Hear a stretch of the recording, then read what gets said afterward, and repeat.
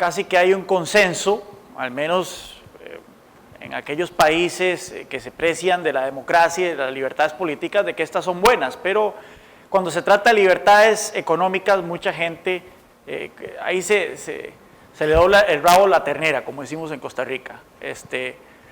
La gente dice, mira, sí, las libertades políticas sí, las libertades civiles sí, la democracia sí, pero cuando se trata de libertades económicas, no, ahí el Estado tiene que meterse a regular, tiene que meterse a socavar libertades, tiene que meterse a distribuir riqueza, etcétera, etcétera, bajo el nombre de justicia social y demás otras cosas. Yo lo que quiero aquí presentar es el caso de la libertad económica como una libertad intrínseca de la libertad política. Son dos caras de la misma moneda. No puede haber libertad política si no hay libertad económica, y eso lo voy a explicar más adelante. Y a la libertad económica también como un requisito sine qua non del desarrollo y el progreso humano. O sea, si no hay libertad económica, no hay crecimiento económico y no hay desarrollo económico y no hay progreso. Y es que el concepto de la prosperidad es un concepto sumamente reciente. Si ustedes ven muy bien, en 1820, hace tan solo 200 años, el 85% de la población mundial vivía bajo la línea de la extrema pobreza, esa definida como $1.25 centavos. El 85% de la población vivía debajo de esa línea de pobreza absoluta.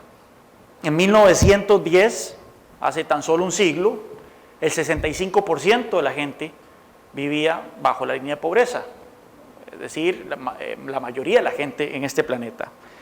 En 1950, hace 60 años, el 55% de la gente todavía vivía bajo la línea de pobreza.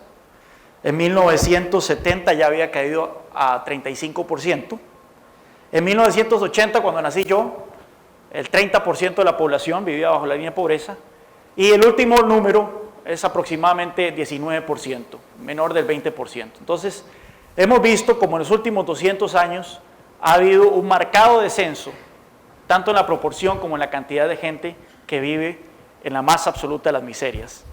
En los últimos 50 años, aproximadamente 3.000 millones de personas han abandonado la pobreza, lo cual representa una gesta inigualable en la historia humana, 3.000 millones de personas. Entonces, pero esto sigue siendo un concepto sumamente reciente. ¿Cómo es que todo esto empezó? Yo creo que Martín Krause, que va a hablar después de mí, o mañana Gustavo Lázari, van a presentar un cuadro de lo que fue el crecimiento económico y el PIB per cápita histórico en los últimos 10.000 años. Y van a ver que es una línea, básicamente una línea plana, durante 10.000 años, y finalmente en 1800 y resto es cuando aumenta el crecimiento y el ingreso per cápita. ¿Qué fue lo que hizo que eso ocurriera? En algunos países, no en todos. Recordemos que fue Occidente, básicamente, la primera parte del planeta que empezó a experimentar desarrollo económico, y luego este desarrollo económico ha empezado a permear a otras regiones del planeta. ¿Qué fue lo que pasó? Bueno, mucho tiene que ver con el tema de la libertad económica.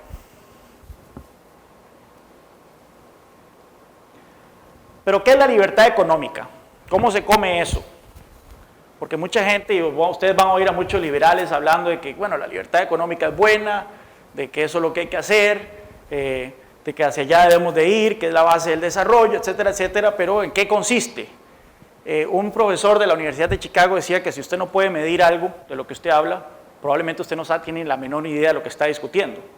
Entonces, un ejercicio muy interesante que hiciera Milton Friedman allá a finales de los años 70, en una tertulia con un grupo de amigos, estaban hablando precisamente de esto y dijeron, bueno, pero nosotros hemos venido hablando de que la libertad económica es buena, de que efectivamente un lugar como Hong Kong es mucho más libre económicamente que la India, y probablemente esto explica de que Hong Kong es más próspero que la India, pero ¿en qué consiste la libertad económica?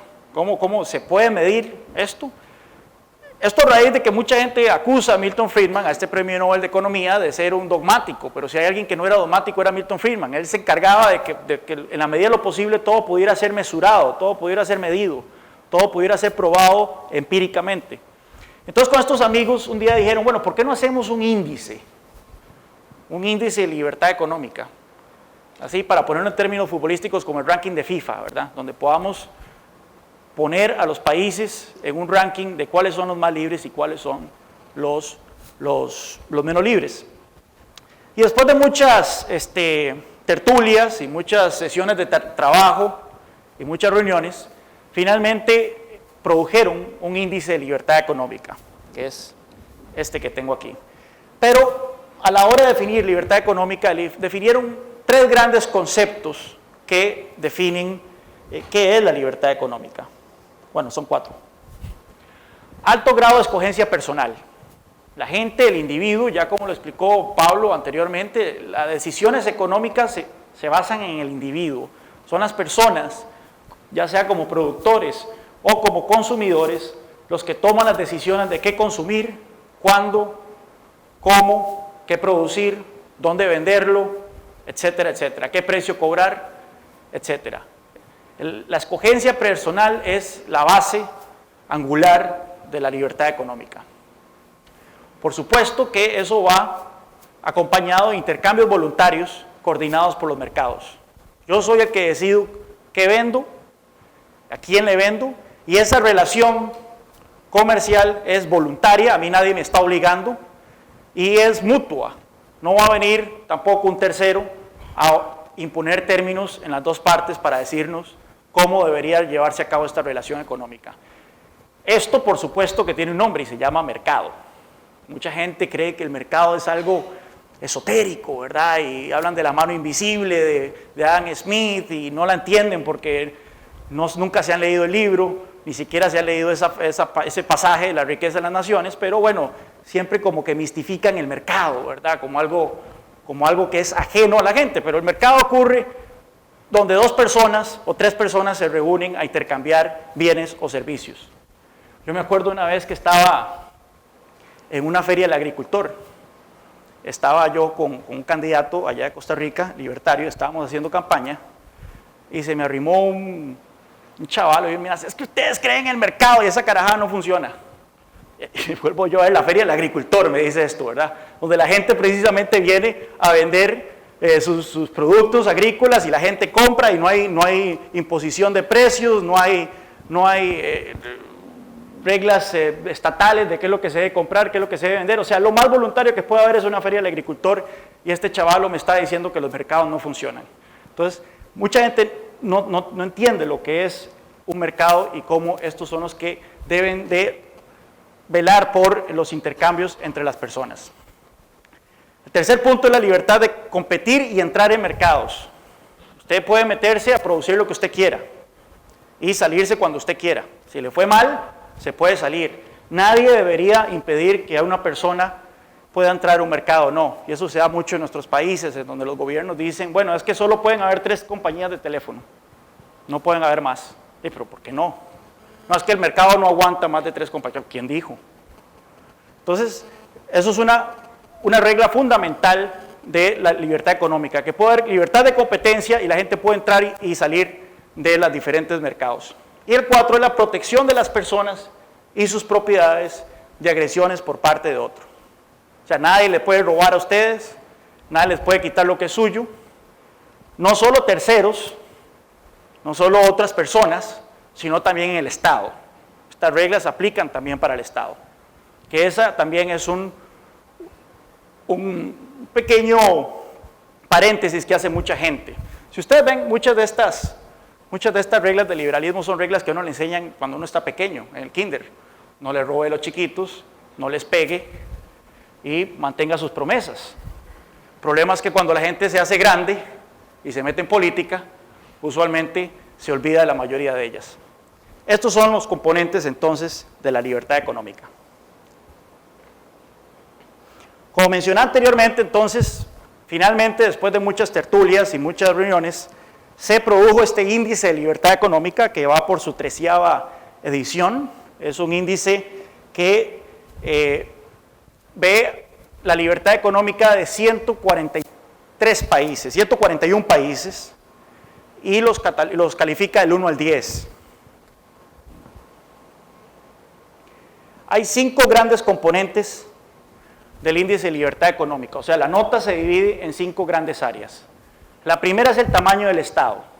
¿Cuánto consume el gobierno como porcentaje de la economía? Un gobierno que consume mucho es un gobierno que grava mucho, que pone muchos impuestos.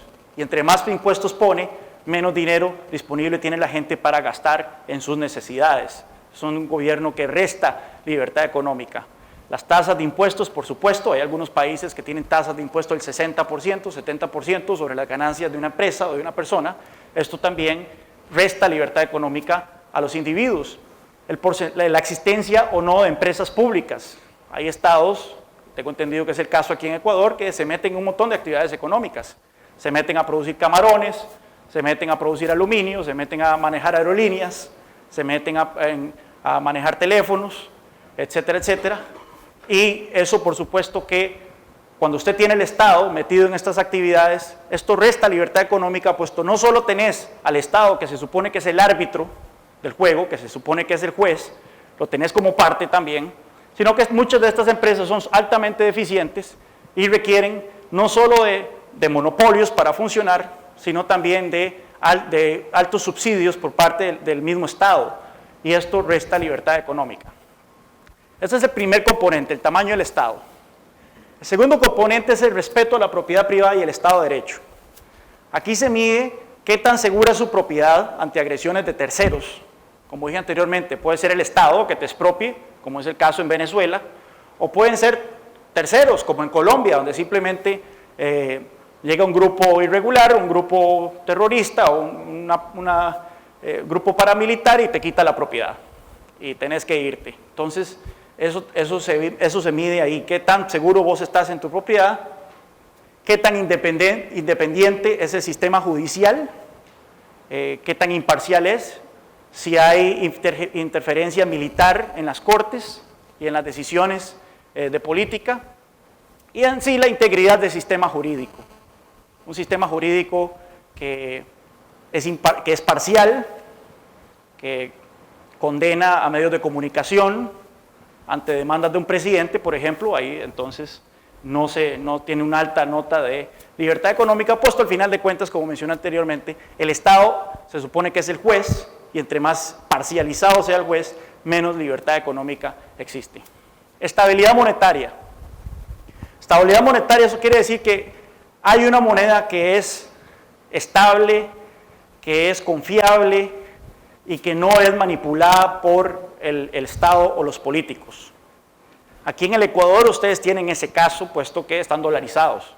Entonces, los políticos tienen poca injerencia en la política monetaria del Ecuador, pero en otros países, los bancos centrales, históricamente, por ejemplo, en América Latina, se han dedicado a financiar al Estado. Cuando los estados se encuentran en aprietos fiscales, se le ha pedido a los bancos centrales que impriman dinero, y con ese dinero se pagan las cuentas, pero eso causa inflación y eso afecta a la moneda. Entonces eso resta libertad económica, la gente en su moneda no está segura. También, más recientemente en América Latina, los bancos centrales están escogiendo ganadores y perdedores. Al mantener tipos de cambio artificialmente baratos, para hacer competitivos sectores como el exportador o como el turístico, generan inflación y esta inflación castiga a los pobres.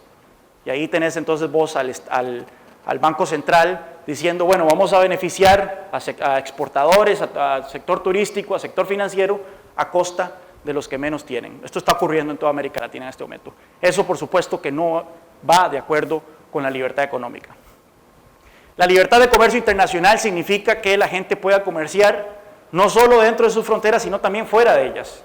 Que si yo quiero venderle algo, camarones a alguien en Nicaragua, puedo hacerlo, sin que el Estado me meta aranceles, sin que el Estado me meta prohibiciones, barreras no arancelarias, licencias y todo tipo de trabas que usualmente los gobiernos imponen a la gente para que no puedan comerciar con personas más allá de las fronteras nacionales.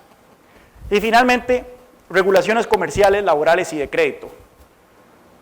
Más adelante voy a explicar un poco por qué esto, yo creo que es uno de los puntos más importantes en América Latina. Los estados en América Latina han puesto un un sinnúmero de regulaciones para todo tipo de actividades económicas. Si usted se quiere poner una empresa, tiene que cumplir con 27 trámites en las municipalidades, en el Ministerio de Vivienda, en el catastro, etcétera, etcétera. Regulaciones laborales también existen muchísimas. Se hace imposible contratar gente porque después de despedirlos es una pesadilla, entonces preferir no contratarlos o contratarlos por debajo de la mesa. O regulaciones al crédito, acceder a un crédito también. El Estado ha puesto todo tipo de trabas y esto hace que se reduzca la capacidad de las personas de poder intercambiar unas con otras voluntariamente. Entonces, agarrando estas 5 grandes áreas, que a su vez están divididos en aproximadamente 50 subcomponentes, y ustedes se pueden meter en nuestra página en internet de cato.org y ahí está el último índice de libertad económica, todo completo, lo pueden bajar y pueden ver las diferentes áreas. Se les da una nota del 1 al 10 a los países y se ve cómo está la libertad económica, y estos son los 10 primeros lugares del 2008, que es la última fecha para la cual existen datos. Como pueden ver, Hong Kong no es un país, pero es un territorio administrativo autónomo, es el número 1, históricamente lo ha sido. Hong Kong, que allá en los años 50 era una piedra sin ningún valor económico, excepto su ubicación geográfica, pobre, con un montón de gente, sin ningún tipo de perspectivas de desarrollo, sin recursos naturales, pero que a partir de una administración británica que adoptó una actitud básicamente dejar pasar, de dejar que la gente hiciera sus negocios sin mayor interferencia del Estado, ahora es un territorio con un ingreso per cápita más alto que el de Estados Unidos. Vemos como entonces Hong Kong históricamente ha sido y sigue siendo el país con la mayor nota de libertad económica. El segundo es Singapur. Singapur es una historia muy parecida. Singapur, cuando adquiere la independencia del Reino Unido, allá en los años 50, era tan pobre y tan pequeñito, es también una isla pequeña, no tiene que importar hasta el agua porque no tienen nada. Eran tan pobres que decidieron ofrecerse a Malasia, su vecino, como una provincia. Me dijeron, mira, aceptanos como una provincia porque no tenemos nada, ¿verdad? Y Malasia dijo, no, ustedes quédense así, ¿verdad? No los queremos. Entonces, en Singapur decidieron, bueno, mira, y copiemos lo que está haciendo Hong Kong. Adoptemos también una economía abierta, tenemos una ubicación geográfica también muy importante y aprovechémosla para que la gente pueda venir a hacer negocios sin mayor interferencia estatal. Ahí está Singapur también con una alta nota de libertad económica y también con un ingreso per cápita entre los más altos del mundo. Le sigue Nueva Zelanda, Suiza, Chile, que es el primer país de América Latina en el ranking, Estados Unidos, Canadá, Australia, Isla Mauricio, el primer país africano, y el Reino Unido. Hay algo que tienen en común la mayoría de estos países, ¿qué es? Aparte de que son, por lo general, países de alto ingreso. No.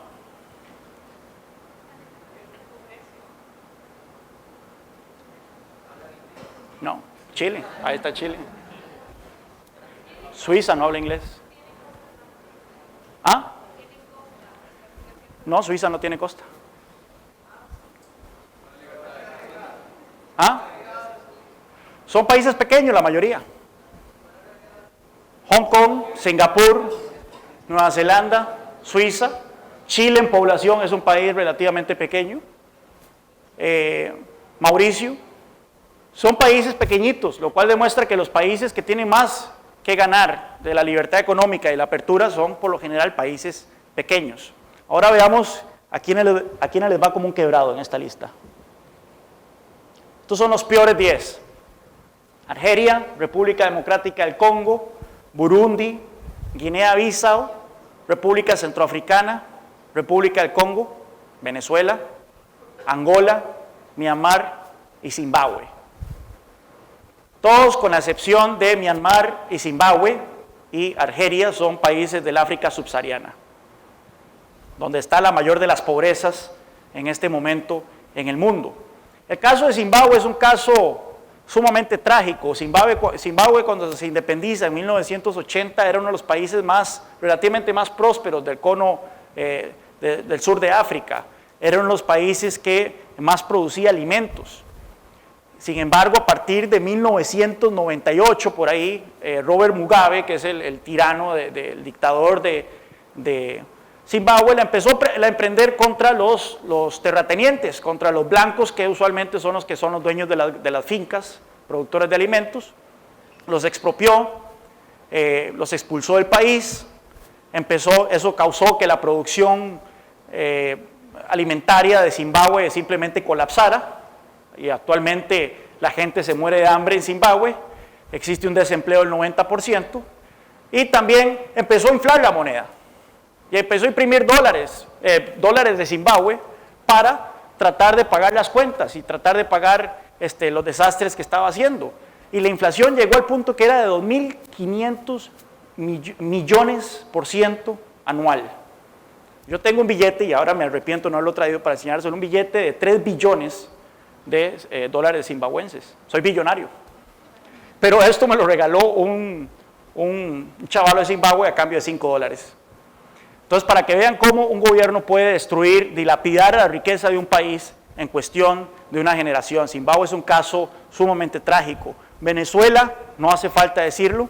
Más adelante vamos a ver una cosa muy curiosa sobre la nota de Venezuela en libertad económica. Y bueno, y el resto de países ustedes pueden ver que son países sumamente pobres que están en el África subsahariana. Está la libertad económica en el tiempo. La libertad económica desde 1970 ha venido aumentando a poquiticos. En 2008 presenta el primer retroceso en la nota desde que se está midiendo, principalmente porque muchos países reaccionaron a la crisis económica mundial, a la crisis financiera, con medidas contraproducentes a la libertad económica.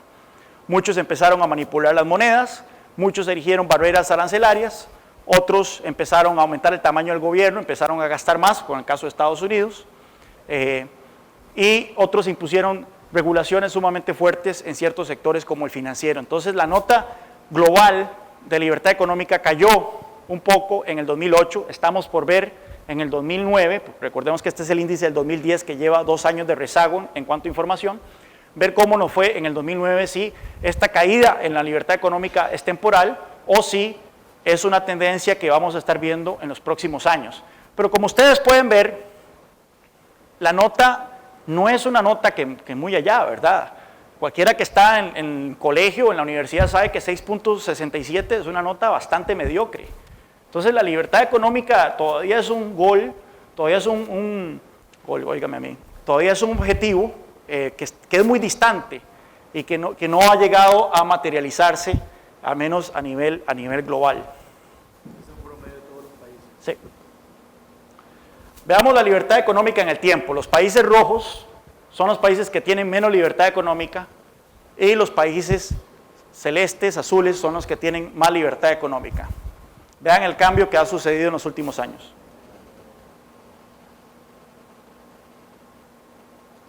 Vean China, por ejemplo, India.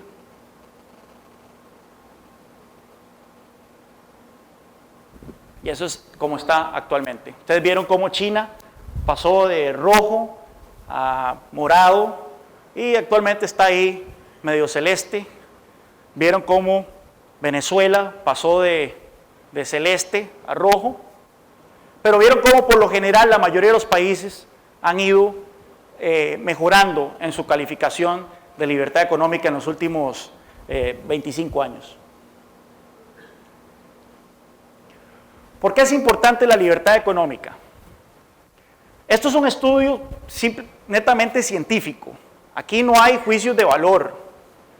Una cosa que se ha hecho con este índice es que si no hay información sobre un país simplemente no se incluye. Por eso es que Cuba no está aquí, no está Corea del Norte, porque no hay manera de lograr la información para hacer la calificación respectiva. Este índice se elabora a partir de otras mediciones, de otros índices, de otros trabajos del Banco Mundial, del Fondo Monetario Internacional, de Transparencia Internacional, etcétera, etcétera, y es a través de esta información que se genera el índice. Así que este es un índice sumamente objetivo y la gente lo utiliza para sus trabajos académicos sin importar si creen o no en la libertad económica. Mucha gente que utiliza este índice no cree en la libertad económica, pero lo utiliza porque sabe que es un indicador muy objetivo de la calificación. Y bueno, lo que podemos ver a partir de este índice, cuando nosotros tenemos estas calificaciones y empezamos a compararlas con otros índices que hay allá afuera que miden crecimiento económico, que miden PIB per cápita, que miden desarrollo humano, etcétera, etcétera, vemos que existe una relación totalmente clara entre libertad económica y muchos de estos indicadores. La libertad económica genera crecimiento económico y prosperidad. Esto no es una declaración ideológica, es una declaración de hecho, y lo vamos a ver más adelante. Los derechos económicos son derechos fundamentales, en el sentido de que sin ellos no pueden haber libertades políticas o civiles. Milton Friedman predijo que no podía haber una tiranía, una dictadura que permita la libertad económica. Tarde o temprano, esa dictadura termina cayendo. Lo vimos en Chile, donde Pinochet, a los pocos años de haber llegado Pinochet, permitió que la economía se abriera, la chilena, y eventualmente su dictadura terminó cayendo. Lo hemos visto en Corea del Sur y Taiwán, también países que se abrieron a la economía mundial y cuyos dictadores, cuyos regímenes terminaron cayendo. Y eventualmente lo veremos con China. Esa es la gran tragedia que en este momento se encuentra el régimen chino, de que ellos saben de que tienen que seguir permitiendo libertad económica y mayores reformas para que la economía china siga creciendo a una tasa del 9%, pero saben muy bien que este crecimiento y esta prosperidad que está generando para el pueblo chino va a generar una clase media, y esta clase media tarde o temprano va a empezar a demandar libertades políticas y libertades civiles. Y la libertad económica es el prerequisito para un desarrollo humano más amplio, porque mucha gente dice, bueno, es que usted habla mucho de PIB per cápita y cuánto gana por dólares y de todo, pero ¿qué hay de otras cosas? Hay otras cosas más allá que ingreso per cápita. Está la libertad política, está el acceso al agua, está el acceso a la educación, otras cosas que son menos tangibles monetariamente. Bueno, como vamos a ver más adelante, la libertad económica tiene una firme relación con todos estos beneficios, todos estos aspectos del desarrollo humano.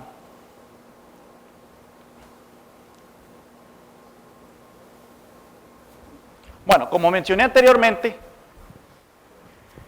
si ustedes ven el ingreso per cápita comparado con la libertad económica, podrán ver que el cuartil más libre, el 25% de los países con mayor libertad económica dentro del ranking, tienen un PIB per cápita de $32,000 aproximadamente, mientras que los países menos libres tienen un PIB per cápita de $3,800 aproximadamente, esto al año 2008. Entonces, como pueden ustedes ver, la relación no puede ser más clara entre libertad económica y prosperidad. Bueno, pero ¿qué hay de la desigualdad y qué hay de los pobres, verdad?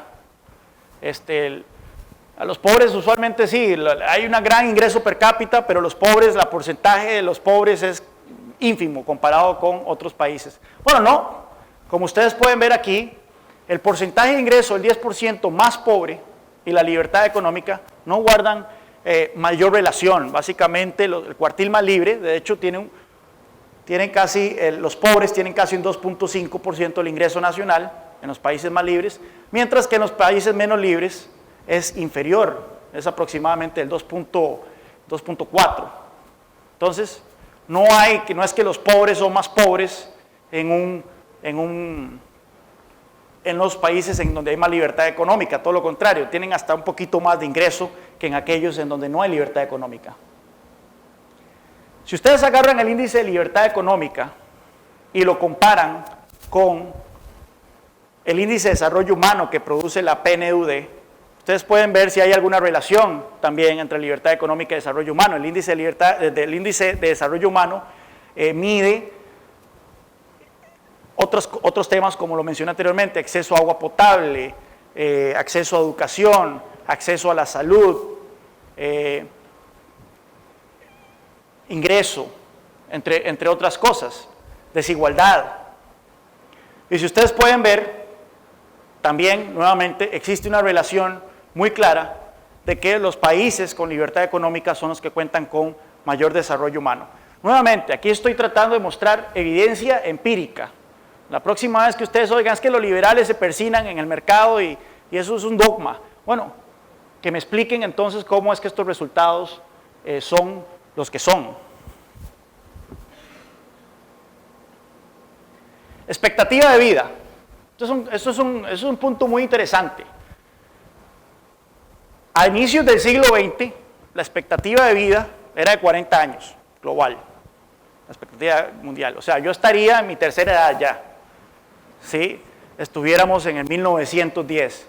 Pero la expectativa de vida ha ido aumentando, y actualmente la expectativa de vida a nivel mundial es 65 años, actualmente.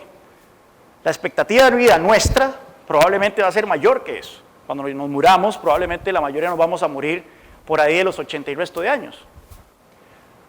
Pero no ha sido parejo este aumento en la expectativa de vida. Si ustedes ven, existe una relación nuevamente muy clara de que los países con mayor libertad económica tienen una expectativa de vida de 20 años más alta que los países con menos libertad económica. Es decir, que si ustedes nacieron en esos países que mencioné anteriormente, Chad, República Centroafricana, República del Congo, Myanmar, es probable que ustedes mueran 20 años antes que la gente que nació en Suiza, Nueva Zelanda, Chile, Reino Unido, Singapur y Hong Kong. Mortalidad infantil es otro indicador bastante claro que muestra cómo la mortalidad infantil en los países menos libres es sumamente superior a la mortalidad infantil en los países con menos libertad económica. De hecho, un colega del Cato Institute publicó un estudio en donde, basado en estos dos datos que yo les acabo de dar a ustedes, vio el tema de la India. Él es de la India. La India es un país que desde su independencia del Reino Unido en los años 40 adoptó un modelo totalmente autárquico. Se cerró al mundo, cerró fronteras, puso regulaciones para todo, puso prohibiciones para todo. Si usted quería abrir un negocio, ocupaba un permiso de un burócrata indio, 20,000 permisos de un burócrata indio. Básicamente era un infierno de libertad económica, la India. La situación se puso sumamente grave. En 1980 más o menos empiezan a desmontar muchas de estas regulaciones y muchas de estas obstrucciones a la libertad económica. Y en 1991, Manmohan Singh, que es el actual primer ministro, era ministro de Finanzas, empieza un programa agresivo de liberalización de la economía. Desmantela todas esas regulaciones absurdas que existían, promueve la apertura comercial, empieza a abrir a China al mundo, a la India al mundo. Y la economía china empieza a crecer a tasas espectaculares, y es de ahí que vemos que la China está creciendo 6%, el último año creció un 8%. Y esto ha hecho que millones de indios salgan de la pobreza.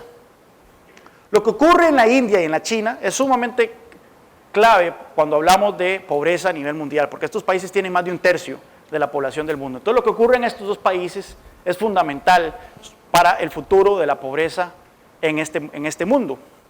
Pero entonces, volviendo al caso de la India, como dije anteriormente, las reformas empezaron en 1991. Entonces, basado con los actuales indicadores de mortalidad infantil, de analfabetismo, y de pobreza, mi colega se preguntó qué hubiese pasado si en lugar de 1991, la India empieza este programa de reformas en 1981, 10 años antes. ¿Qué hubiera pasado para la población de la India?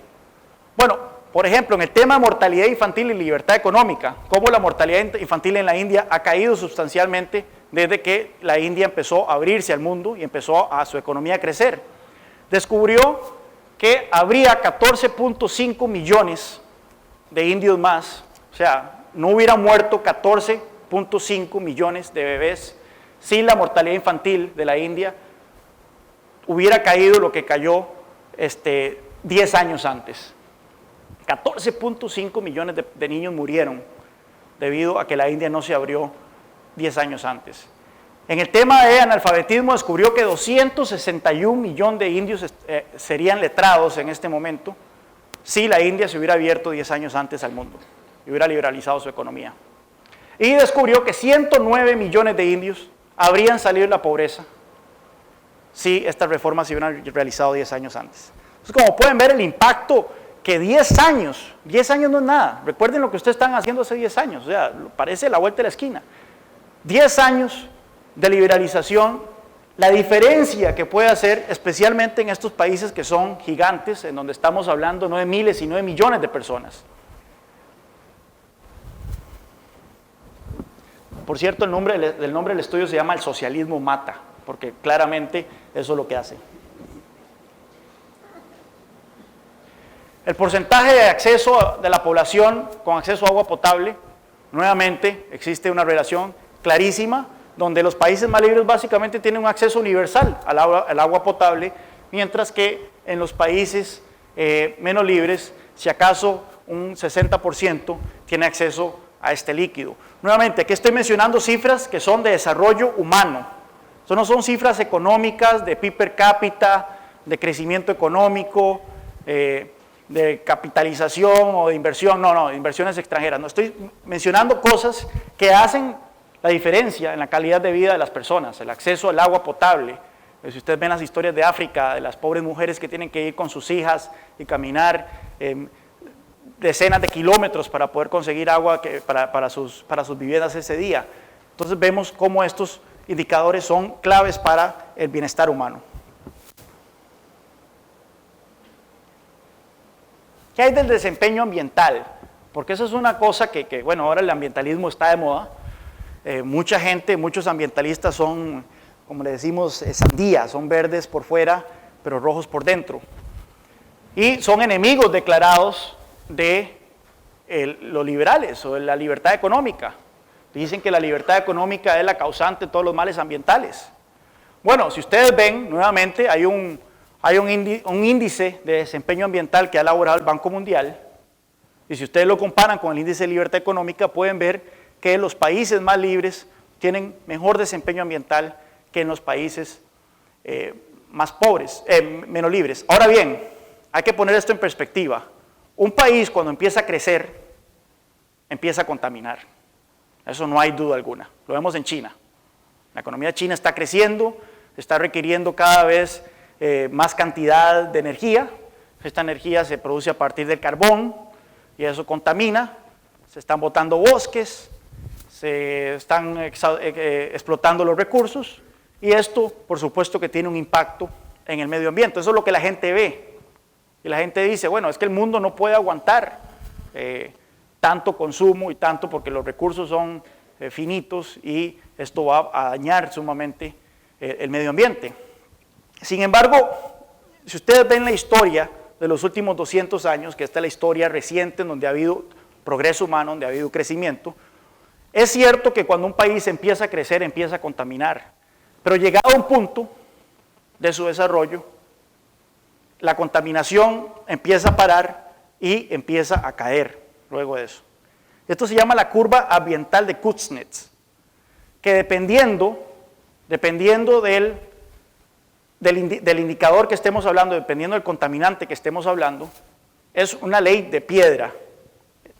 Si estamos hablando de carbono, de CO2, por ejemplo, efectivamente los niveles de CO2 en un país empiezan a aumentar conforme el país empieza a crecer, pero llegado a cierto punto el ingreso per cápita, $5,000 digamos, empiezan a caer.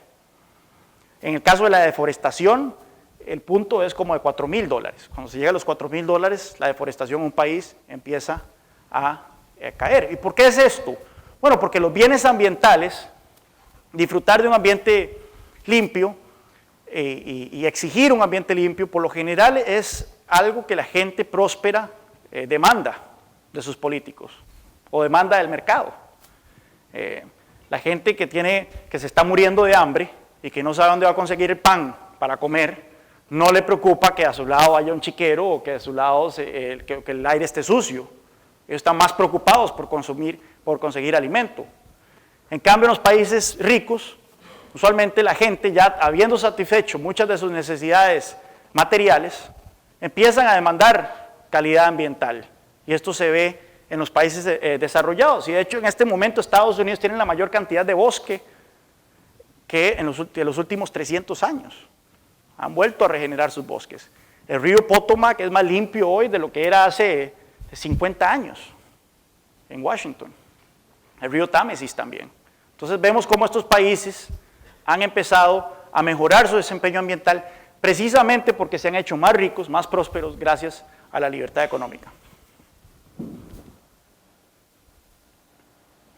Una cosa muy interesante también de lo que ha ocurrido en los últimos años,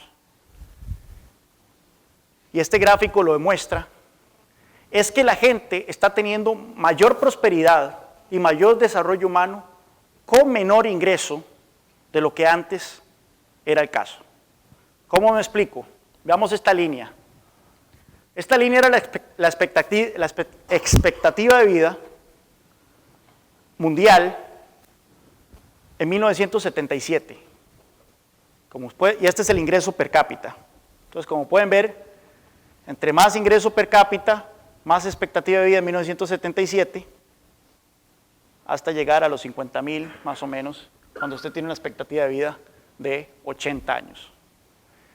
Sin embargo, en el 2003, pueden ver ustedes que la expectativa de vida era mayor en el mismo nivel de ingreso. O sea, usted con 10,000 dólares vivía más de lo que la gente con 10,000 dólares vivía en 1977. Eso quiere decir que los países en crecimiento, los países desarrollados, están abriéndose sus economías y que están creciendo, están brindándole mayor calidad de vida a sus habitantes con un menor ingreso per cápita. ¿Y por qué? Porque principalmente por el tema de la tecnología. Muchos de estos países se están beneficiando de tecnología que ya está ahí. El tema de las vacunas, por ejemplo. Los países ricos tuvieron que inventarlos en su momento y fueron ellos los que empezaron a disfrutarlos, pero luego esta tecnología se traspasa a los países en desarrollo y esto hace que la gente entonces tenga acceso a muchos bienes que no existían antes, pero los tienen acceso con menor dinero. Entonces, esto es un punto crítico en el tema del desarrollo humano. Igual la mortalidad infantil, como pueden ustedes ver, ahora con menos dinero hay menor mortalidad infantil que en 1980.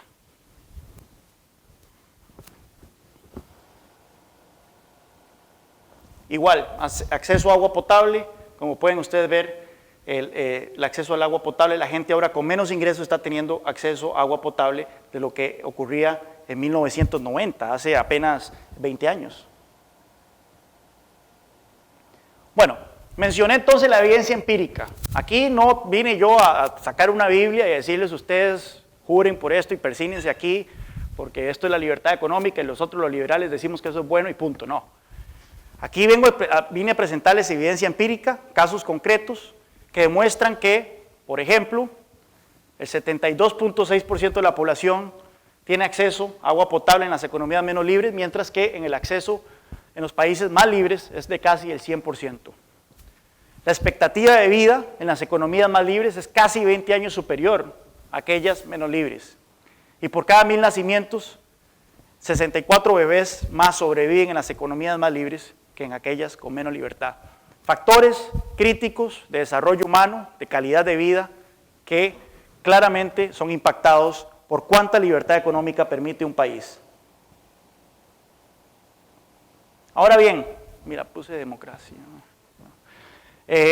Libertad económica y democracia. Yo sé que eso es un tema, y libertades políticas, es un tema que es de preocupación de ustedes aquí en Ecuador y en otros países como Venezuela, Bolivia y Nicaragua. ¿Existe alguna relación entre estos dos? Como dije anteriormente, sí existe una relación. La libertad económica y la libertad política son dos caras de la misma moneda. Y si usted tiene libertad económica, no puede tener una ausencia de libertades políticas por mucho tiempo. Freedom House, que es un un instituto en Washington que mide, también hace un ranking de libertad política, igual que nosotros hacemos un ranking de libertad económica. Cuando usted compara los dos rankings, los pone juntos, ve que claramente, nuevamente, los países más libres son los que, más libres económicamente, son los que disfrutan de mayores libertades civiles. Entiéndase, libertades civiles, ausencia de tortura, ausencia de arrestos, arrestos sin justificación, libertad de expresión, etcétera, etcétera. Entonces existe una relación clara y contundente entre libertad económica y libertades civiles. La satisfacción de vida, ustedes han oído mucho los rankings sobre felicidad que han salido. Por algún motivo Costa Rica aparece de uno, no entiendo cómo pasa eso. Pero el New Economic Foundation, que es de Londres, ha sacado un índice de satisfacción de vida, donde se le pregunta a la vida qué tan satisfecho usted está con su vida, de acuerdo a cómo usted está en este momento. La gente contesta, nuevamente, ustedes pueden ver que hay una relación clarísima entre qué tan satisfecha se declara la gente con su vida y la libertad económica. Corrupción, que es un tema que nos preocupa muchísimo en América Latina. Si ustedes agarran el índice de percepción de corrupción de Transparencia Internacional y lo comparan con el índice de libertad económica, nuevamente ven que los países más libres son los que tienen menos percepción de corrupción que los más libres. Y no hace falta preguntarse por qué. O sea, no hay una relación esotérica aquí. Ustedes nuevamente imagínense en un país donde hay muchas regulaciones, por ejemplo. Usted para ponerse un negocio, que esto es un ejemplo que Hernando de Soto hizo allá en los 80 en Perú, que nace, bueno, vamos a ponernos un negocio y vamos a cumplir con todas las regulaciones, un negocito pequeño, ¿verdad? Y vamos a cumplir con todas las regulaciones que nos pide el Estado para poder ponernos un negocio, con todos los permisos, con todas las licencias, con todos los impuestos, etcétera, etcétera. Y como en aproximadamente 8 oportunidades, su proceso de abrir el negocio pegó con pared y tuvo que pagar un soborno para poder seguir en su proceso de abrir la empresa. Entonces, donde usted tiene un estado donde te piden permiso para todo, claramente hay un estado donde rápidamente te van a empezar a pedir, bueno, hey, te doy el permiso rápido, pero ya sabes, dame algo por debajo de la mesa. Eso es solo el caso del tema de los permisos, pero igual, si usted tiene ausencia, si usted para importar, si usted está en el negocio de exportador o importador y tiene que lidiar con las aduanas, ¿quién aquí ha tenido que lidiar con una aduana? Y que mira, que tengo ahí un paquete que necesito sacar o tengo un encargo que necesito sacar y de todo y que está pegado en la aduana, bueno, hey, páseme algo y yo se lo saco. Y así vemos ejemplos clarísimos de cómo un Estado grande, un Estado que interfiere con la libertad económica es caldo de cultivo para la corrupción. Y esto lo demuestra claramente. ¿Cuál es el estado de la libertad económica en América Latina, aquí en el barrio? Bueno, como ustedes pueden ver, este es el promedio de los países más libres, del top 10 de los países más libres. Vemos que la nota promedio es por arriba del 8. Este es el promedio de América Latina, estamos por debajo del 7. Ha venido aumentando aproximadamente de 1985 hasta 1995 y de ahí se ha estabilizado y ha caído un poquito a partir del 2005. Este es el promedio de todos los países latinoamericanos. Veamos algunos casos concretos. Chile. Vemos nuevamente cómo Chile, en 1975, que es cuando empieza a liberalizar su economía, empieza a aumentar dramáticamente su nota de libertad económica y ahora está ahí a la par del promedio de los 10 países más libres. De hecho, Chile es el país número 5. Claramente, Chile es un país que se ha abierto su economía y no es casualidad de que Chile sea en este momento el país más próspero de América Latina. De hecho, si Chile continúa sus tasas de crecimiento por los próximos 10 años, se va a convertir en el primer país desarrollado de América Latina, lo cual es una señal evidente de que la libertad económica ha tenido un impacto profundo en la sociedad chilena. Chile en 1980 era el país menos libre de América Latina, económicamente. Vean cómo el cambio puede suceder en cuestión de 20, 30 años. El porcentaje de pobres en Chile en este momento es del 13%, si acaso. El Salvador es un país que prometía mucho hasta hace muy pocos años.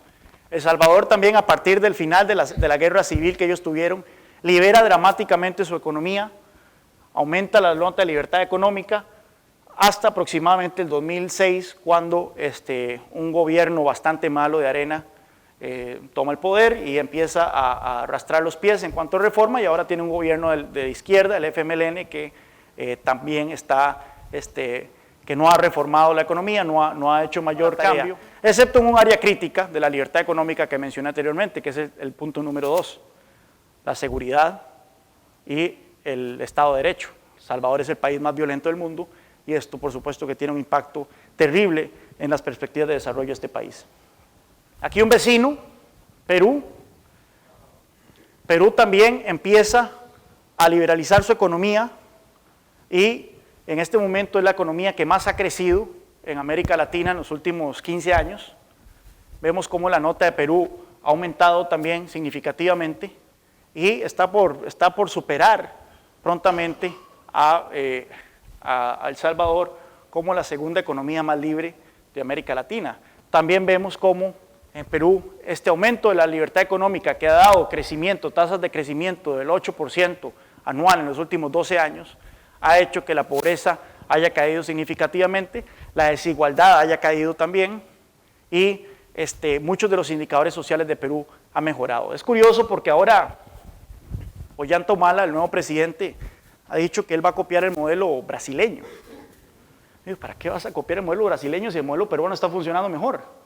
Si ustedes ven las tasas de crecimiento de Perú en los últimos 10 años, son bastante superiores a las de Brasil. La disminución de pobreza de Perú es bastante superior a la de Brasil, e incluso en desigualdad.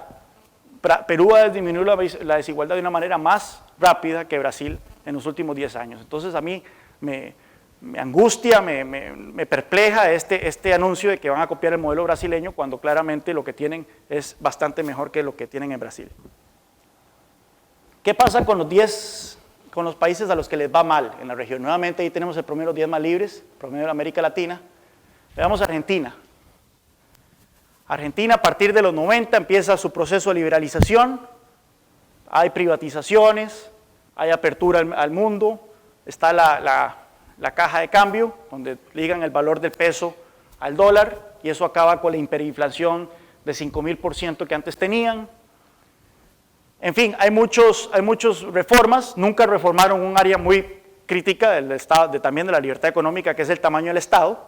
El gasto público continuó creciendo a niveles abismales, y eventualmente ese gasto público, al no poder usted recurrir al Banco Central para financiarlo, como tenían, porque tenían la paridad del 1 al 1 con el dólar, entonces terminó llevando a Argentina a la bancarrota. Y a partir de ahí llegaron los Kirchner, y han hecho que la nota de Argentina caiga estrepitosamente. Ahora tiene una inflación de aproximadamente el 30%, niveles de pobreza que, si bien el INDEC los maquilla y dicen que es únicamente el 13%, el 15%, los indicadores privados dicen que son del 30%. Y bueno, Argentina se está beneficiando actualmente del precio de las materias primas, que hace que su economía crezca a niveles récord, pero bueno, Martín después puede dar una explicación de cómo eso no va a ser sostenible, y tarde o temprano va a haber un nuevo crash en la economía argentina. Venezuela. En 1980 Venezuela era la economía más libre de América Latina, y Chile era la economía menos libre. Para que ustedes vean cómo en cuestión de una generación esto puede cambiar, y cómo la libertad económica no es algo que se puede dar por descontado. Venezuela, pueden ver ustedes, de que antes de que llegara Chávez, la libertad económica venía en picada. Los gobiernos del COPEI, los ADECOS, allá en Venezuela, empiezan a gastar a manos llenas gracias a la bonanza petrolera, especialmente Carlos Andrés Pérez, en finales de los 70. El Estado venezolano empieza a crecer de manera abismal. Luego, en 1990, 95, por ahí, nuevamente por reformas medias tímidas y desesperadas de Carlos Andrés Pérez, de la segunda presidencia, y luego Rafael Caldera, empieza a aumentar un poco la libertad económica, pero finalmente llega Chávez en el 99, y ustedes pueden ver cómo la libertad económica cae. Bueno, y basta con ver con lo que ocurre en Venezuela. Escasez de alimentos, escasez de productos médicos, la violencia más grande de América del Sur, ya sobrepasó a Colombia en tasa por mucho, en tasa de homicidios, una polarización total de la sociedad, y una cuestión que podemos ver cuando nosotros hacemos este análisis de Venezuela y de todo, es que las libertades políticas de estos países también han caído, en Argentina, en Venezuela y en Ecuador. Ahí está la nota de ustedes también. Ecuador está en la posición 109 en el índice de libertad económica. Entonces ustedes pueden ver que es un país que ha tenido un desempeño bastante irregular en su nota. La larga noche neoliberal, como pueden ver en 1995, era una caída en el índice de libertad económica y que se ha mantenido más o menos estable, ha habido un pequeño pico ahí en los últimos años. Pero si ustedes ven estos países, efectivamente ustedes ven que la caída y la erosión de la libertad económica ha ido acompañado de una caída y una erosión en la libertad política y en las libertades civiles. ¿Por qué? Porque cuando usted tiene una economía que funciona, una economía que va bien, la gente está contenta, no hay mayor reclamo. Mientras que cuando usted tiene una economía que se está yendo al carajo, que hay escasez, que hay inflación, etcétera, etcétera, la gente se queja, y si tenés un gobernante que no tolera mucho la crítica, entonces empieza a cerrar medios, empieza a caerle a la oposición, empieza a perseguir candidatos opositores, y eso es lo que está ocurriendo en estos países. Hay un tema que es muy crítico para cuando hablamos de desarrollo económico en América Latina, y es ese quinto componente de libertad económica que mencioné anteriormente, el tema de las regulaciones. Friedrich Hayek, sobre el cual Pablo habló anteriormente, decía que la desigualdad no importa siempre y cuando las reglas del juego sean justas. Siempre y cuando las reglas son justas, el resultado es justo. Si usted tiene 11 jugadores, la bola es redonda y el árbitro es imparcial, el resultado va a ser justo. No importa si es Brasil contra Haití. Sin embargo, en América Latina, las reglas nunca han sido justas. Y es por eso que como liberales, el tema de la desigualdad, que mucha gente dice es que muchos liberales podrían decir, mira, los liberales no nos interesa la desigualdad. Bueno, pero en América Latina debería interesarnos, porque las reglas no son justas, nunca lo han sido. Y es nuestra misión aquí en América Latina hacer que las reglas sean justas. Y esto es un ejemplo vivo de por qué las reglas no son justas. Nuevamente, el componente número 5 de libertad económica, regulaciones. El ejemplo de Hernando de Soto. Trató de ponerse su empresita, una empresita textil, y al final de cuentas le tomó 6 meses abrirla. Un viacrucis de permisos, de licencias, de sobornos, de todo para poderse a producir honestamente un bien que él quería producir, que era textiles, digamos. ¿Qué pasa? Que esto es lo que viven todos los latinoamericanos a lo largo y ancho de la región. Muchos latinoamericanos para producir tienen que vivir esa tortura de las regulaciones. Johan Norberg, que es un colega de nosotros en el Cato Institute, una vez dijo que en los países desarrollados, si usted se quiere hacer rico, usted se pone una empresa. En América Latina, si usted quiere ponerse una empresa, necesita ser rico. No hay manera de lograr pasar ese caparazón de regulaciones. ¿Qué pasa entonces cuando la gente no puede pasar ese caparazón de regulaciones? Cuando no puede pagar todos los permisos, cuando no puede esperarse 7 meses para que le den una licencia. Bueno, y ahí se tira la economía informal. Se tira a la calle a vender algo, o pone su taller en la parte de atrás de la casa, ahí en las penumbras, y ahí se trata de ganar su sustento. Y ustedes pueden ver que en América Latina, la economía informal, en países como Bolivia casi el 70%, Chile, que es el país al que más bien le va, es como el 33%. Y la economía informal tiene muchísimos problemas. La economía informal no tiene acceso al crédito, la gente que está, porque no tienen colaterales, entonces no pueden obtener un préstamo, no tienen acceso a seguros, no pueden publicitarse, no pueden tener contratos. Si alguien les queda mal en una negociación, no lo pueden llevar a la corte porque no, es informal. Y es un sector sumamente improductivo. No genera mayor riqueza, excepto la subsistencia básica de la gente que está ahí. En promedio, 1 de cada 2 latinoamericanos está en el sector informal. Todo lo que tenemos es un apartheid económico en América Latina, donde 1 de cada 2 latinoamericanos está fuera de la economía formal, por esas grandes trabas que el Estado ha puesto para que la gente pueda producir. La rigidez del mercado laboral es una de ellas. El Banco Mundial mide qué tan rígido es un mercado laboral, qué tan fácil es para usted poder contratar y despedir. Si usted hace muy difícil que una empresa pueda despedir a alguien, muy probablemente esa empresa entonces no lo va a contratar a usted. O prefieren contratarlo por abajo, o simplemente no lo contratan del todo. Entonces usted tiene alto desempleo. Bueno, ustedes pueden ver de que América Latina es el país, es la región con mayor rigidez en el mercado laboral, más que África subsahariana. Y esto tiene un impacto, por supuesto, que es la informalidad. Empezar un negocio, nuevamente.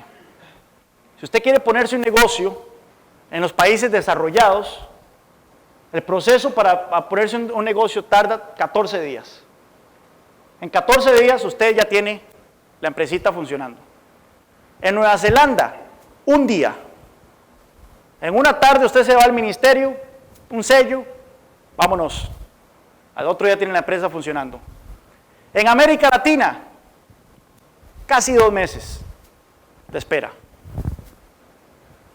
Ecuador son 56 días, está justo ahí con el promedio latinoamericano. 56 días de espera, de trámites y de gestiones para poder ponerse una empresa. Para poder registrar una propiedad, que eso es otro punto que Hernando de Soto en su segundo libro, El Misterio del Capital, vio, que es que, bueno, mucha gente vive, tiene casas, tiene propiedades, pero no están registradas. Y como no están registradas, no tienen acceso al crédito. Entonces, son habitantes, pero no son dueños de su propiedad. ¿Y por qué? ¿Y cómo es eso? ¿Cómo se explica? ¿Y por qué no van a un registro y simplemente obtienen un título de propiedad? Bueno, porque para registrar una propiedad en América Latina también tienen que pasar un vía crucis. La cantidad de procedimientos que hay que pasar para tener una propiedad. Mucha gente, por ejemplo, no sé si ustedes se han visto, yo me acuerdo que una ex suegra mía me decía, mira, pero es que yo no entiendo. Yo paso por estos tugurios, los barrios pobres, ¿verdad? No sé cómo les dicen aquí, las favelas. ¿Cómo? Suburbios. Yo paso por ahí y veo una casita que se está cayendo a pedazos y de todo, pero yo veo dentro el gran equipo de sonido y el televisor enorme y de todo. ¿Cómo se explica eso? Bueno, ahí se explica porque la gente puede llevarse el televisor eventualmente si los echan de la casa, pero no va a construir una casa valiosísima en un terreno sobre el cual no tienen propiedad. Por ejemplo, van al baño en letrinas, pero tienen un LCD. Exacto. O sea, ¿por qué? Porque, bueno, pueden llevarse sus bienes inmuebles, pero el bien mueble no van a construir una casa grandísima o elegante sobre una propiedad sobre la cual no tienen título de propiedad. Entonces, aquí vemos cómo en América Latina también hemos hecho que los pobres se les hace muy difícil poder tener título de propiedad sobre sus terrenos, sobre sus propiedades. En Ecuador el promedio es de 9, los procedimientos para registrar una propiedad. La carga tributaria total como porcentaje de la ganancia de una empresa. Mucha gente dice que en América Latina los impuestos son bajos, que la carga tributaria es baja. Y entonces usan el indicador de los ingresos tributarios como porcentaje del PIB para decir, mira, ya es que en América Central los países solo pagan como el 15% de su PIB en carga tributaria, mientras que en los países desarrollados es el 40% más o menos. Entonces, si queremos ser ricos, hay que pagar más impuestos. Una estupidez. Pero bueno, hay gente allá afuera, principalmente en el gobierno, que anda con ese discurso. Sin embargo, el problema de ver la carga tributaria como porcentaje del PIB tiene un gran problema, y es que usted está viendo los ingresos como porcentaje del Producto Interno Bruto, y hay impuestos que pueden ser muy altos, pero no generan ingresos. Sigamos que aquí tengo una venta de copos. ¿Saben qué es copos? Conos de nieve, como les dicen aquí. Granizados. Una venta de granizados, y de repente llego yo y les digo, mira, voy a poner un impuesto del 80% a la venta de granizados. ¿Qué hace el productor de granizados? Ahí me voy para otra cosa, o empiezo a vender el granizado en la puerta de atrás de la casa, ¿verdad? ¿Cuánto produce ese impuesto? Cero. Produce cero ingresos, y entonces en la carga tributaria no se ve reflejado. Eso es lo que ocurre en América Latina. Tenemos tasas de impuestos muy altas que generan pocos ingresos, hay una alta evasión, y eso hace que las cargas tributarias aparezcan pequeñas. Salgan los expertos del BID, salgan los expertos del Fondo Monetario Internacional diciendo hay que aumentar impuestos, cuando los impuestos ya son bastante altos. Y esto de hecho es un informe del Banco Mundial. Si usted nota el porcentaje de impuestos que a una actividad económica se le cobra, a un empresario promedio se le cobra en América Latina, es casi la mitad de la ganancia que produce un empresario, mientras que en los países ricos es inferior. Ahí está. Entonces que en América Latina, como dijo Ricardo López Murphy, tenemos impuestos suecos con servicios africanos.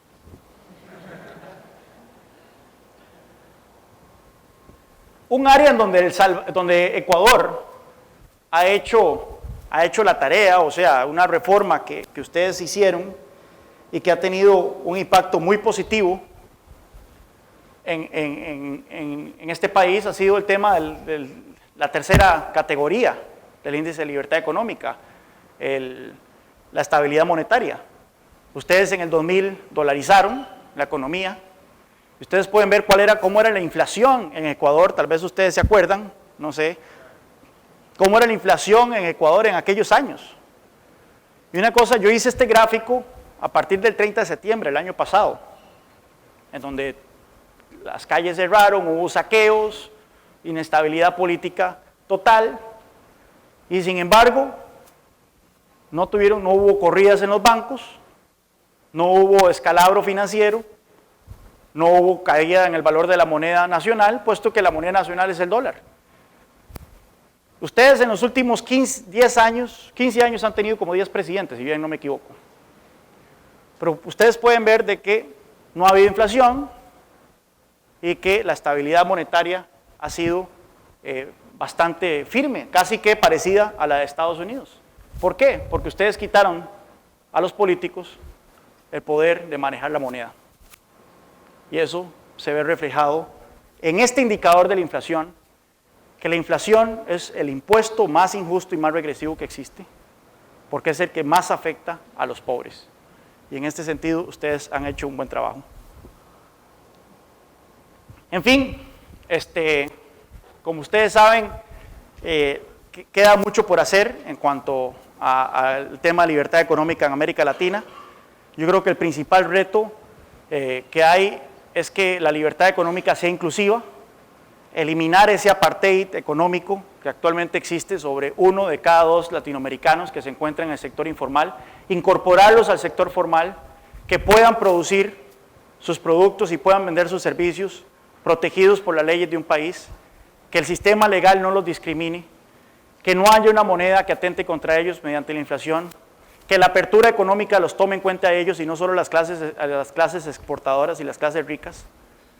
Y en fin, que la libertad económica sea inclusiva para todos. Yo creo que si nosotros cumplimos esa tarea en los próximos años, vamos a tener una región que sí va a seguir experimentando altas tasas de crecimiento, como ha sido el caso en la mayoría de los países de la región en los últimos 8 años, pero que este crecimiento sea inclusivo, que esa ha sido la gran queja que tienen usualmente los opositores a la libertad económica contra los liberales, pero que no terminan de entender que son sus reglas, son sus modelos económicos, son sus regulaciones los que tienen este impacto en la calidad de vida de muchos latinoamericanos. Así que tengo 20 minutos para preguntas y respuestas. Procedamos, vamos aquí. Toma el micrófono porque para que todos te oigan.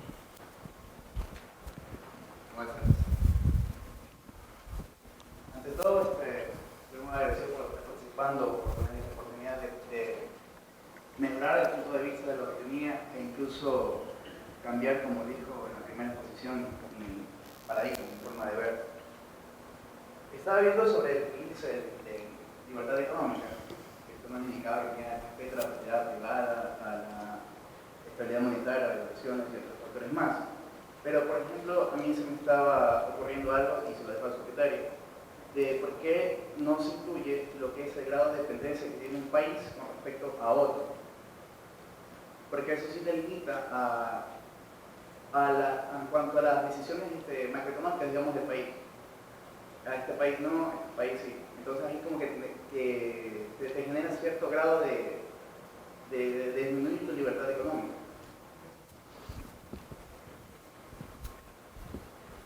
Cuando hablamos de dependencia, supongo que estamos hablando a nivel comercial, de cuánto exporta un país y cuánto importo y cuánta relación comercial tiene un país con otro.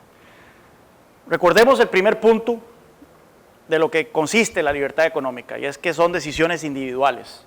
Yo sé que para términos descriptivos, uno dice Costa Rica exporta 20.000 millones de dólares a Estados Unidos anualmente, pero Costa Rica no existe.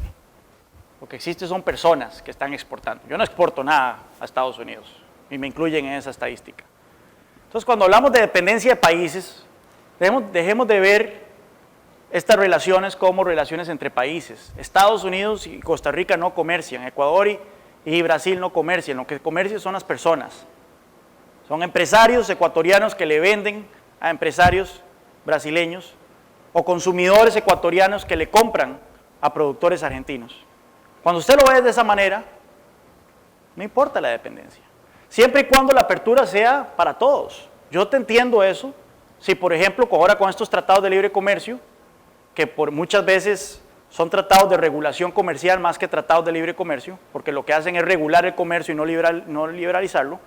Sí, entonces nos abrimos al mercado estadounidense, pero mantenemos barreras altas para otros países. Entonces ahí sí yo te acepto de que los consumidores entonces costarricenses o los productores costarricenses dependen de un mercado como es el mercado estadounidense, cuando no tienen acceso a otros mercados similares. Ahí sí te acepto eso, por eso es que lo ideal es que no haya barreras comerciales y que la gente de un país pueda comerciar libremente con otros, consumidores puedan consumir productos de otras naciones y los productores de este país puedan exportar a otras naciones. Y ahí sí, si en caso de que tu relación económica personal con, digamos, si vos sos un exportador ecuatoriano que no te están correspondiendo bien en el mercado estadounidense, bueno, puedes entonces tratar de diversificar a otros países, a otros mercados, a otros consumidores de otras naciones. Allá y después acá.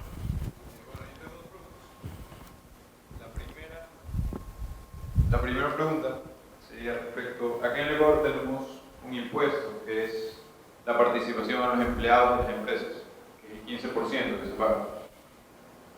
Yo le pregunto a usted si está de acuerdo con que los empleados participen de las utilidades de las empresas. Y la segunda pregunta va respecto al salario mínimo que está establecido acá. Si usted cree que resta competitividad o si de alguna forma ayuda. ¿Ese impuesto cómo es que funciona? De las utilidades. A las empresas se les cobra un 15% de impuesto para dárselo a los empleados. Ya. Bueno, yo creo que no debería ser una cuestión de que donde el Estado nuevamente se mete a decidir cuánta utilidad se le debe dar a la empresa. Eso debe ser una cuestión de la empresa. Y la relación entre, nuevamente, ¿qué es libertad económica? Dos individuos, dos actores intercambiando voluntariamente en un mercado. Y en este caso tenemos a los trabajadores con los empresarios que deciden cuáles son las condiciones de su relación laboral y su relación patronal. ¿Cuál es el salario? ¿Cuál es, si hay un bonus al final del año, porque si a la empresa le está yendo bien, bueno, entonces que a los empleados se les dé un bonus, o que si la empresa le está yendo mal, que los empleados puedan aceptar una rebaja en su salario. Que eso deja descubierto y desprotegido a los empleados. No si usted tiene un mercado laboral bullante, si usted tiene muchas opciones de trabajo, más bien las empresas son las que se van a pelear a los empleados. Pero cuando usted tiene una rigidez laboral de ese nivel, y donde el mercado laboral es tan estrecho y la economía está mal, bueno, entonces ahí sí es cierto que los empleados dicen, bueno, yo necesito quedarme en esta empresa porque si me salgo de aquí no tengo perspectivas. El salario mínimo es una prohibición a trabajar por debajo de ese monto. Entonces, el Estado le prohíbe trabajar por debajo de ese monto. Si usted como una persona joven quiere experiencia laboral y usted dice, mira, yo quiero meterme a trabajar en esta empresa por un monto menor de lo que el salario mínimo exige, para poder agarrar experiencia y así eventualmente superarme, el Estado se lo prohíbe. Y ese es el problema con el salario mínimo. Y es por eso que en todas las economías usted ve que el índice de desempleo de los jóvenes es muchísimo más alto que el índice de desempleo general, porque el salario mínimo a los que afecta son a los jóvenes, a esa gente que necesita ganar experiencia en el mercado laboral, muchas veces a costa de un salario más bajo. Yo trabajé como 4 años, en mi caso, con un salario casi de 0, pero adquiriendo experiencia laboral que eventualmente me ayudó a llegar aquí. Así que en ese caso el salario mínimo, hace poco salió un informe, por ejemplo, que en Colombia, que donde dice que descubrieron el agua tibia, que el salario mínimo es el principal responsable del alto desempleo en Colombia. Y eso no es una cuestión ideológica, es una cuestión nuevamente de hecho, y es una cuestión en la que economistas como Paul Krugman están de acuerdo con economistas como Milton Friedman, en que entre más alto sea el salario mínimo, más desempleo va a haber. Aquí después allá. Sí, dos puntos que quisiera tocar. Primero, ¿qué tan propicios son los países que se unifican en bloques, como la tendencia de la Unión Europea, para implementar políticas de liberación económica?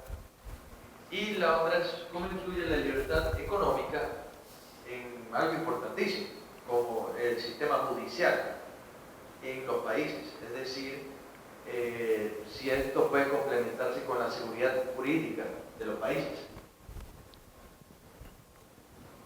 Bueno, para contestarte la segunda pregunta, la seguridad jurídica es el componente número 2 de libertad económica.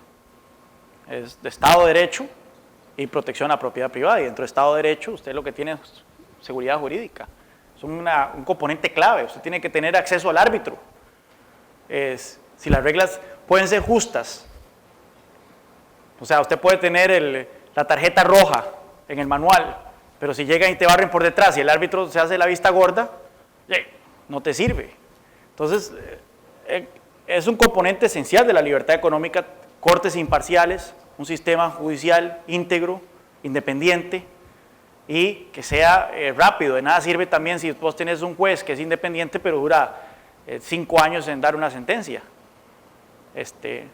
Así que ese punto es clave y es parte de la libertad económica, no es que está relacionado, es parte integral de la misma. Y la primera pregunta era sobre los bloques. En el caso de la Unión Europea, nació como un proyecto interesante que era un área de libre comercio, básicamente después de la Segunda Guerra Mundial, para evitar que Francia y Alemania nuevamente se fueran a la guerra en un futuro, decidieron comerciar. Frédéric Bastiat, no sé si Pablo habló de él anteriormente, Frédéric Bastiat, pensador francés del siglo XIX, decía que cuando los bienes no cruzan las fronteras, eventualmente los soldados lo harán. Entonces los europeos descubrieron el agua tibia nuevamente y dijeron, bueno, en lugar de seguirnos matando, mejor comerciemos. Y así fue como se crea la Unión Europea, fueron incorporando países y era un experimento bueno. Se liberan los mercados, todos los mercados, no solo los mercados de comercios, de bienes, sino los mercados de servicios, mercado laboral. Ahora vos, si sos italiano, puedes ir a trabajar a Reino Unido, o si sos español, puedes ir a trabajar a Finlandia. Los mercados de capitales se liberalizaron. El problema con la Unión Europea es que se empieza a cerrar en sí misma. Entonces, sí, liberaliza dentro, pero erige barreras al resto del mundo. Y empiezan a regular todo. Ese es uno de los problemas que tiene en este momento Europa, el tema de que hay tanta regulación que eso tiene que a la economía tan amarrada. Estonia lo hizo en 1990, cuando se cae el comunismo, eso era un desastre económico, y llegó un primer ministro, Marlar, y dijo, bueno, nos abrimos unilateralmente al mundo. Aquí no vamos a esperar de que a ver si los alemanes bajan los aranceles a ellos para nosotros bajar los nuestros. No, no, no, pum, de una vez todo, arancel cero a todo. Y funcionó espectacularmente. Y la economía de Estonia ha crecido impresionante, aparte que han hecho otro montón de reformas, no solo esa. El problema es que ahora se unieron a la Unión Europea y tuvieron que otra vez poner aranceles y tuvieron otra vez que poner barreras para los productos de fuera de la Unión Europea. Ese es el problema, ¿verdad? Lo ideal es la apertura unilateral. Yo estoy a favor, si vos tenés una economía protegida, y bueno, haces un tratado de libre comercio con una nación grande, con un bloque grande, y eso hace que, por lo general, las barreras caigan. No es un paso en la dirección correcta, pero sigue siendo lo preferible la liberalización unilateral. Gracias. La pregunta es al respecto de lo siguiente. Es verdad que las disposiciones laborales cortan o coartan de una manera el desarrollo económico de los países, pero a la vez protegen conquistas y derechos laborales. ¿Cómo podemos intentar implementar una liberación en las cuestiones de disposiciones laborales de Latinoamérica cuando lastimosamente el sindicalismo se ha enquistado de una manera tan atroz y que impide el desarrollo económico a nivel macro? El tema de la libertad, ahí tenés el otro sendero, por cierto. Ah, bueno, esa es la lectura de... Sí. El tema del mercado laboral es un tema sumamente complejo aquí en América Latina. Yo creo que es un tema que se ha escrito poco. Se sabe, ya sabemos de que tenemos alta rigidez en los mercados laborales, pero que yo siento que eso es una de las reformas más difíciles, porque vos como político vos no te querés meter con los sindicatos, muy pocos, no ha llegado Margaret Thatcher aquí a América Latina. Entonces los políticos no se quieren meter con los sindicatos, aparte de que no solo es con los sindicatos, sino con la opinión pública en general, que ve cualquier liberalización del mercado laboral como un atentado contra conquistas sociales. Vos decís, eliminemos el salario mínimo, imagínate, o sea, te cuelgan vivo. Yo tengo un blog en el periódico El Financiero de Costa Rica, y ese es un tema que yo, que no tengo aspiración política de nada, pero que ni siquiera yo toco, porque yo sé que es una pérdida de tiempo, puesto que me va a llover parejo, a pesar de que todos los economistas te dicen, efectivamente eso genera más desempleo, y eso es contraproducente para las perspectivas de desarrollo de un país. Y aún así, un día estaba viendo una colega bloguera de ese mismo periódico que se metió a atacar a un montón de empresas que no están pagando el salario mínimo, y todos los comentarios positivos, sí, cierren a sus cabrones, sí, yo no sé qué cuestiones. Y yo digo, no me meto en eso porque es imposible. O sea, la opinión pública en ese sentido es una cuestión, hay que hacerlo, hay que hablarlo, hay que discutirlo, pero sí hay que dejar muy claro que lo que hacen estas regulaciones laborales es proteger a esa gente que ya está dentro a costa de ese 50% de la gente que está afuera. Y vamos a seguir teniendo esa discriminación hasta el tanto esas leyes sigan así. Pero bueno, de aquí a que llegue un político con esos valores, esas fortalezas, digamos, no vamos a experimentar mayor avance. Yo te hago dos preguntas, la una relacionada a los temas de un tema medioambiental y la otra a las políticas públicas de organismos multilaterales. La primera, ahora es cuantificable el tema de los impuestos medioambientales en el Ecuador, se está propiciando esto. ¿Qué opinión tienes tú al respecto? ¿Caben o no caben? Afán de precautelar el tema medioambiental, y respecto a esto, más que el tema liberal, los libertarios no creen en esto al respecto, sí creen en esto. Y la segunda, respecto a los organismos multilaterales, ¿ustedes creen que debería haber, no un control, pero sí unas políticas públicas generadas en estos organismos multilaterales, tales como el FMI, Banco Mundial, hacia diferentes regiones o no? Para contestar la última pregunta, primero, no. Lo que tiene que hacerse con los organismos multilaterales es cerrarlos. No sirven para nada. Son unas burocracias espantosas, consumen todos los recursos del mundo y vos no lo ves que logren absolutamente nada y en el mejor de los casos no hacen nada y en el peor de los casos hacen daño. El Fondo Monetario Internacional hay que ponerle candado. Yo no sé por qué mucha gente dice que el Fondo Monetario Internacional representa el capitalismo. Una institución creada por gobiernos, financiada con impuestos, manejada por burócratas que intervienen en los mercados. ¿Cómo va a ser eso liberal? Yo no entiendo, eso es un gallo gallina totalmente. Y bueno, el Banco Mundial, yo he ido a las fiestas de Navidad del Banco Mundial una vez y bueno, es impresionante la cantidad de plata que se maneja en esos lugares, o sea, las comidas y todo por los pobres, por supuesto, todos muy sacrificados.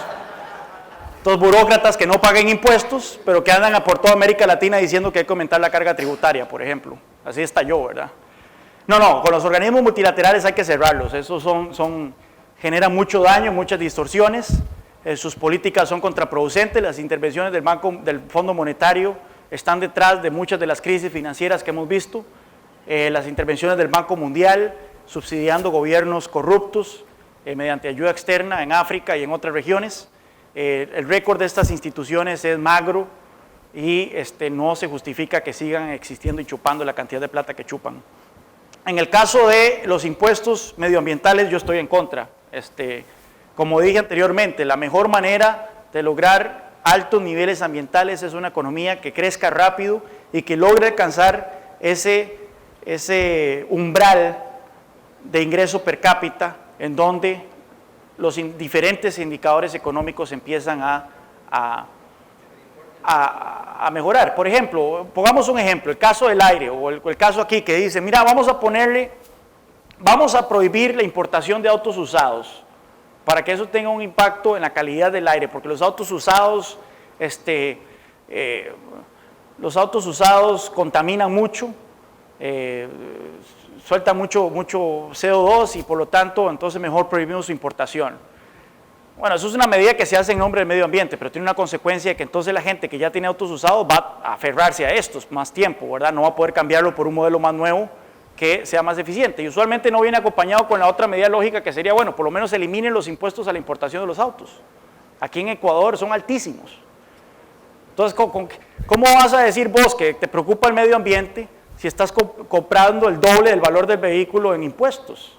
Si vos eliminas los impuestos a los autos nuevos son mucho más eficientes en materia de gasolina, en materia de emisiones, y son más amigables con el medio ambiente. Pero bueno, los políticos solo les preocupa el medio ambiente cuando se trata de más impuestos, de más regulaciones o de más interferencia en la vida de la gente, y no lo contrario. Cuando se trata de eliminar impuestos y permitir que la gente tenga acceso a bienes más ambientales, ahí no les gusta. Aquí. Dos preguntas más. Mi pregunta va sobre el caso de Chile y de Perú, que tienen libertades económicas bastante amplias, buenas, también crecimiento económico muy bueno. ¿Cómo se puede explicar todas esas revueltas en Chile y en Perú que haya ganado Bueno, en el caso de Perú, ¿cómo se explica que Humala haya ganado? Ya vimos que Humala moderó dramáticamente su discurso en 6 meses, pasó de un discurso totalmente estatista a un discurso disque luliano, ¿verdad? Imitando el modelo de Lula. Y aún así, nosotros vimos que en la primera vuelta los candidatos que favorecían mantener a Perú en este camino de apertura, de liberalización económica, ganaron el 70% del voto, mientras que Humala ganó el 30% del voto. Lamentablemente, el voto pro democracia, pro libertad económica se dividió. Y dadas las reglas del juego, esto causó que después Martín va a explicar más tarde el tema de public choice, cómo las reglas del juego pueden hacer que los resultados sean muy diferentes, causó que Humala ganara. Ciertamente en Perú un 30% de la población aproximadamente vive en la pobreza y esta gente siente que los beneficios de la liberalización no les ha llegado aún. Una cosa que nosotros tenemos que tener muy en cuenta es que el desarrollo económico no sucede de la noche a la mañana.